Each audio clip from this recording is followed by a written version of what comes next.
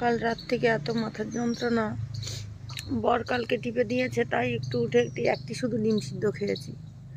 আর রুটি ফুটি বানিয়েছি, কিন্তু কিচ্ছু খেতে পারিনি। রুটি করেছিলাম, ডিমের ঝোল করেছিলাম, কিচ্ছু খেতে পারিনি। কালকে শুধু খেয়েছি। আমার বর মাথাটা, আমি তো কাল খাবোই না বলছিলাম, দিয়ে বর বলছে তাহলে মাথাটা যদি ছাড়ে তাহলে খাবে। আমি বলছি হ্যাঁ। বর অনেকক্ষণ তেল দিয়ে ম্যাসেজ করে দিল, কিন্তু তবুও মাথাটা ছাড়ল, মানে মাথাটা হালকা ছেড়েছিল, ওই জন্য একটা ডিম সিদ্ধ খেয়েছি আর ওষুধ খেয়েছি, নাহলে আমি তাও খেতাম না। রাত থেকে খাইনি, খেতেও মন যায়নি, এত মাথার যন্ত্রণা হচ্ছে। মনে হচ্ছে একটু শুতে পারলে শরীরটা মানে হয়ে যেত, কিন্তু আমার সে শোয়ার জো নেই।